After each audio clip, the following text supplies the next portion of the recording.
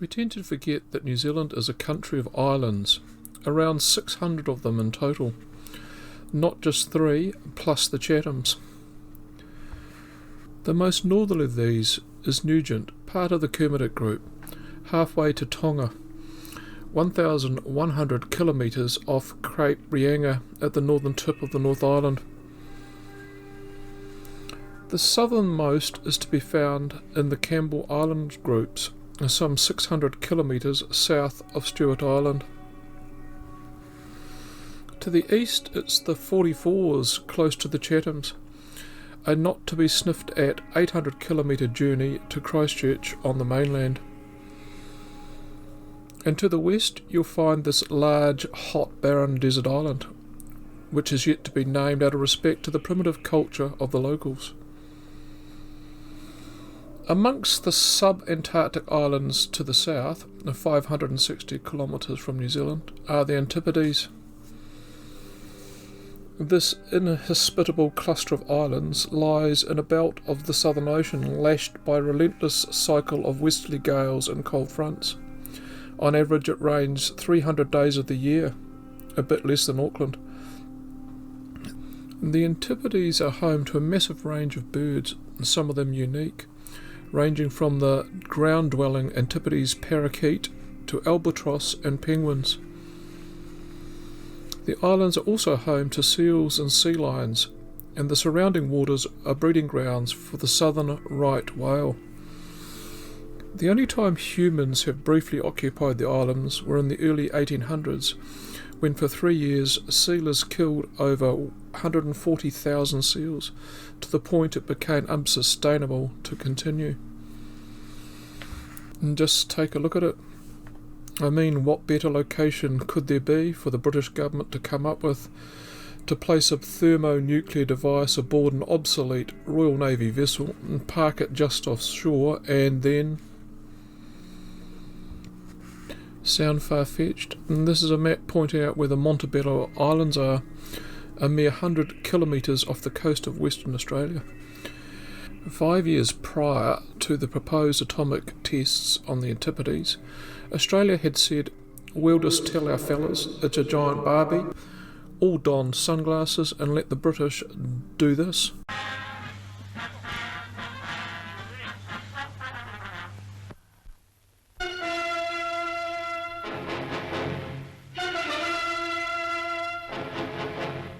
Britain's first atomic bomb was exploded among the desolate, little-known Montebello group of islands.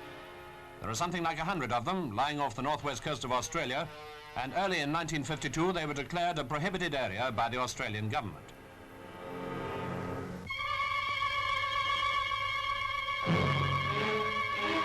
Indeed, these barren islands provided the best possible site for the operation.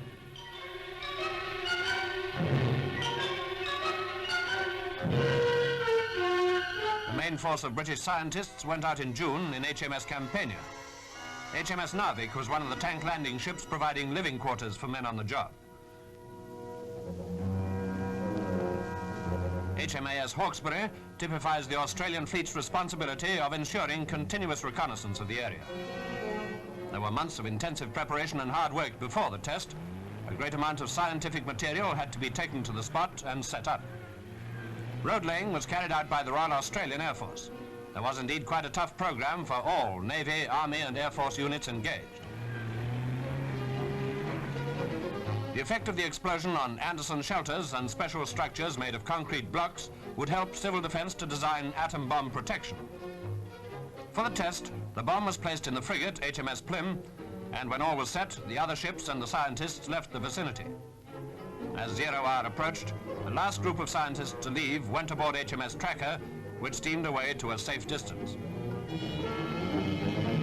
Dr. Penny, who has since been awarded a knighthood, seen with Rear Admiral Torres, directed the scientific side of the experiment. And now, as the moment of detonation draws near, the atmosphere in the control room becomes increasingly tense.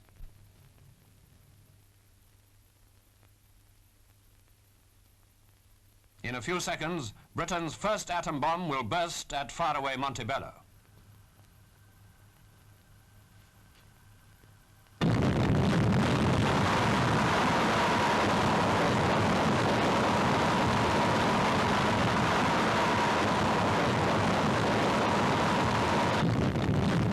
after the first blinding flash, Dr. Penny turns round with a smile of satisfaction to...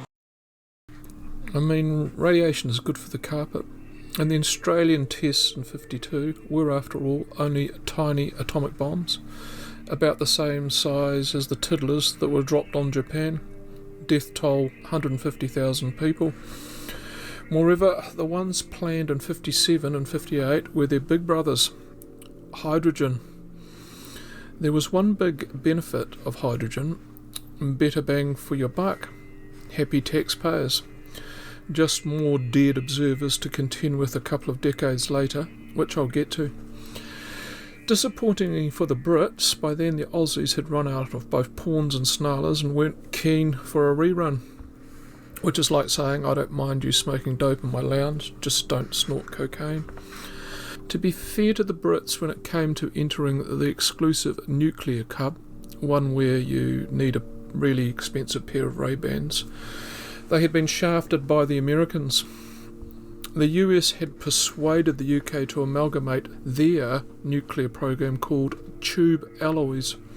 That's right, tube as in you, and alloys as in the pipe, and amalgamate with the Manhattan Project. And then after WW2 ended, the Americans decided it wasn't a joint effort after all, and kept all the good oil to themselves. In the Americans' defence, though, it soon came to light that virtually every second British scientist was a Soviet spy.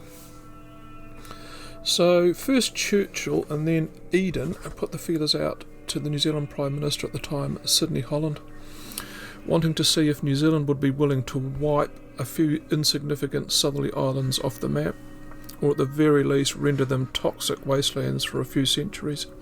To which Sidney replied, Sid at the time had one eye on the impending election, which he would lose.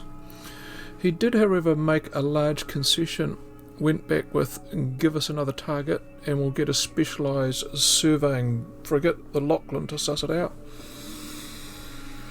The Poms wouldn't take no for an answer, and Canton Island, spelt with both a K and a C, was one proposed site.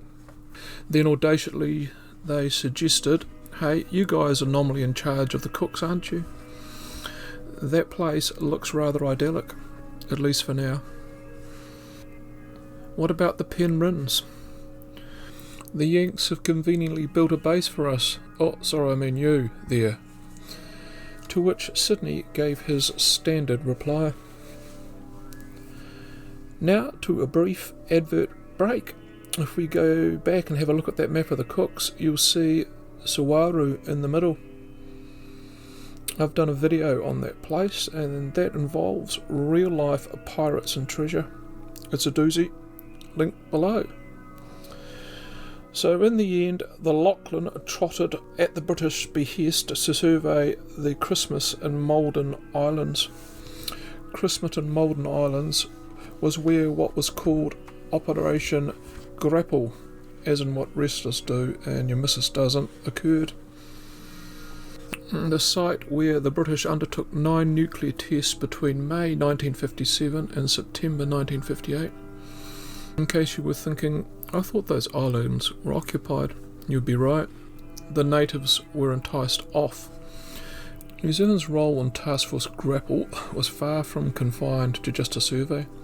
The New Zealand Navy assisted, sending 2 frigates as observers. The Pukaki and the Rotowiti. On board were 551 Kiwi sailors, and they got front row seats to this.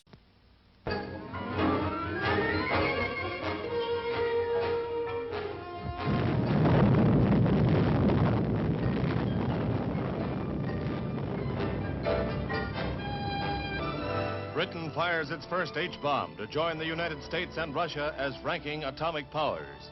The thermonuclear device was fired high over its target in the Christmas Islands, keeping fallout at a minimum. But the test added heat to the mounting debate over the safety of atomic tests, and came to on the eve of renewed disarmament talks between Russia and the West. With a limitation on further atomic tests increasing in possibility, Britain has staked its claim to full status as a nuclear world power, perhaps none too soon.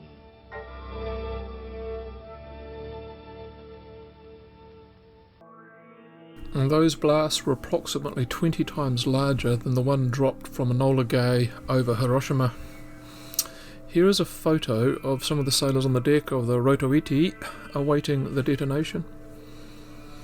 They were ordered to turn your back, tuck your trousers into your socks and look away, rather than say, stay below, lock the cabin door and take lots of showers over the next week, all whilst not taking off that boiler suit we gave you. Still, the dishwashing gloves were a nice touch. In the first batch of tests, the New Zealand frigates were moored 50 to 100 miles from the detonation point of the 3,200 kilogram weapon. By the last one, the crews were now on the quarterdeck just 20 miles away. What's more, being out at sea for long periods in the middle of the ocean meant restocking water needed to come in the form of rain. Remind us, Paul, where does rain come from? Oh, that's right, clouds, like in the sky. The subsequent treatment of New Zealand and Commonwealth personnel as a part of Operation Grapple is and was contemptible. We are, after all, talking 14,000 veterans here, many of whom went on to suffer the effects, which went way beyond what was just scientific tests and observations. One New Zealand sailor said that immediately after the blast occurred, it acted like an X-ray, and he could literally see his flesh to the bones in his hands. The only government to compensate servicemen for the after effects has been Fiji. Another interesting role New Zealand's 2 frigates played in the Operation or Task Force Grapple was to patrol for submarines, dissuade unwanted observers. Russians, right? Yep, sure, the Russians, but also the Americans. They weren't welcomed either. Could it have been worse for New Zealand over all this process? Immeasurably. Little did the New Zealand sailors know, potentially they could have been anchored off the coast of the Antipodes, played a direct role in the mass incineration extinction of innumerable birds and animals, or, believe it or not, even here. Indeed, that is a photo of the South Pole. Well spotted, you. The British also had Antarctica on their list of potential test sites, and it was a close call there. I hope you enjoyed this rehash of an earlier video I did. Don't forget, for every new subscriber to this channel, an Antipodean parrot gets a week sunning it on the Kermidex. Bye for now.